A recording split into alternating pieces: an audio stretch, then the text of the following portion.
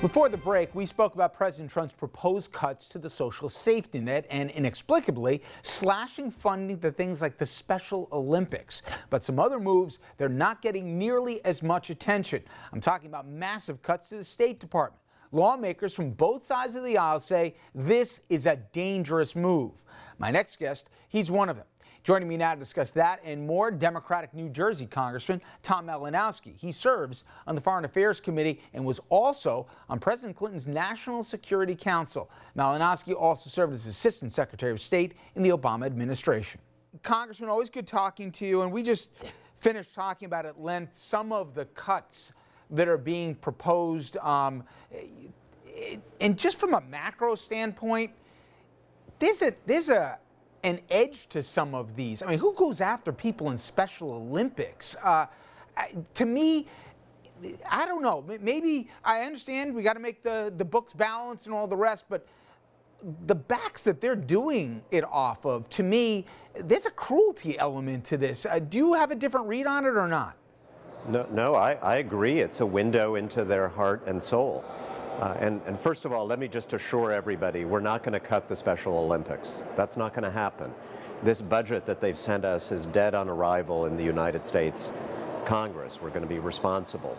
But it does give you a sense of what the administration's priorities are. And remember, last year, they pushed and succeeded in getting a tax bill that gave most of its benefits to people making in the top income brackets, that added $2 trillion to the national debt over 10 years.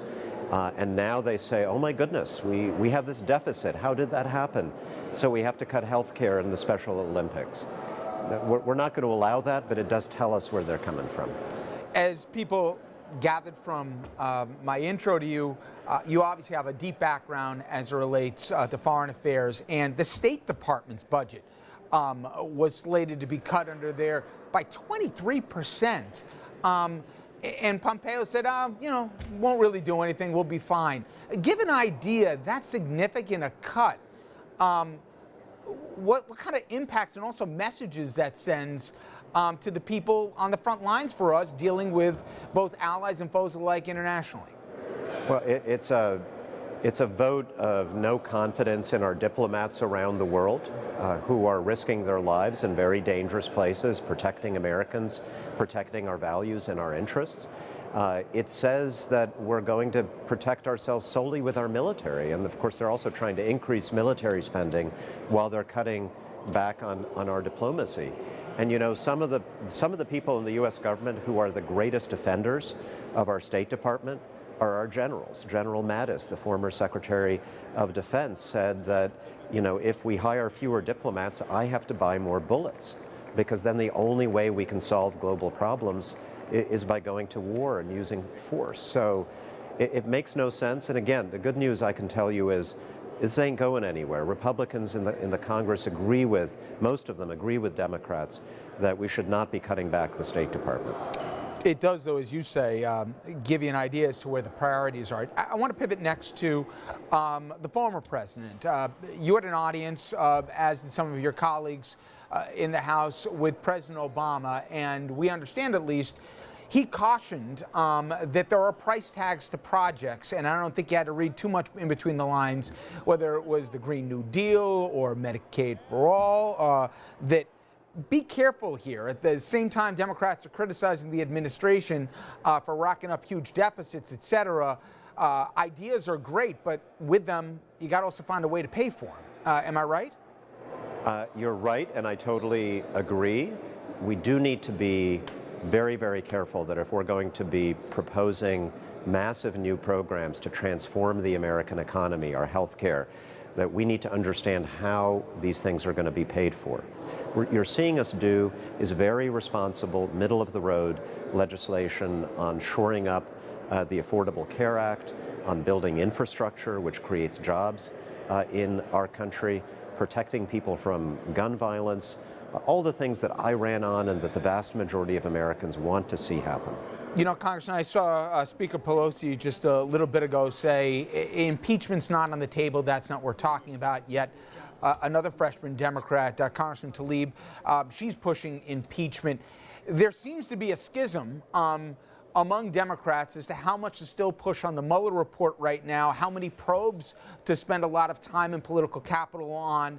Conversely, others are saying, let's talk about health care, let's talk about other issues, and make the distinction on policy, at least, between the Democratic Party and obviously the president with 2020 around the corner. Where do you want to see the Democrats focus their time and efforts, and how divided is the party? We're all agreed that what happened in the 2016 election was outrageous. I don't know if it was criminal. I will leave that to Mr. Mueller and to constitutional experts, but we do know that the president was pursuing a real estate deal with one of our greatest adversaries while running for president, lying to the American people about it. So we do need to know what happened, and that's why we're also united on a second point, that the Mueller report needs to be released. We're having this big national debate on a report that nobody has seen. I'm not pushing for impeachment, but I am pushing for the truth, because we need to know what happened so that we know what steps we have to take to make sure it never happens again, to make sure a foreign adversary never interferes in our democracy again.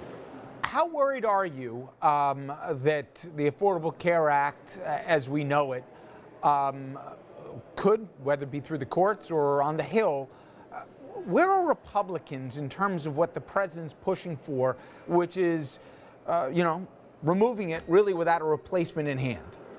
Well, I think privately, my Republican colleagues in the Congress are praying that the president fails in this legal case to strike down the Affordable Care Act, because they know that the American people believe that health care is a right and that it was disastrous for them in the midterm elections to run against the Affordable Care Act. But the president is pressing ahead. This case is going to go through the courts. It will probably be before the Supreme Court next year, and there's a very real risk that it's going to get struck down and that millions of Americans are going to lose their health care. That's why it's so important for the Congress to act affirmatively now to ensure that we protect people with pre-existing conditions, that we make health care more affordable, that we shore up the system that we have. That's the bill that we introduced in the House this week. We're not talking about Medicare for all in any real sense. We are talking about pragmatic legislation to strengthen the system that we currently have. The president said he wanted that last year. We are sending it to him. I hope he signs it. And just as a point of reference, 102 million Americans have pre-existing conditions, when you want to put just an idea how big an issue that we're talking about. Finally, it's been a little over 3 months since you were sworn in. Honestly, is it even more surreal or insane, some of the things in those 3 months that you've actually seen firsthand being on the Hill? I knew you knew what you were getting into, but I just speak for myself. Some of the headlines and some of the manufactured insanity that happen every day, I'm really curious. Is it even nuttier than you imagined? I didn't expect to be sworn in the middle of a government shutdown, I'll tell you that. We were the first freshman class to go through that, but we got out of that. We were unified. People talk about all these schisms and arguments in the Democratic Party. We were totally unified on that, and we established that you got to actually play by the rules. You don't shut down the government when you don't get your way. You don't declare a national emergency to take money that the Congress hasn't given you to build a wall. The House of Representatives that the people of New Jersey helped elect last year is acting as a guardrail to keep things more sane, to keep things more decent, even as, well, the craziness from the White House continues. Congressman, thank you very much. I appreciate the time. Thank you. Anytime. Now, when we come back, everybody, a lightning round of stories making news in our area: measles, marijuana, traffic, and a convicted felon who wants to run for Congress again. We're going to have it all after this.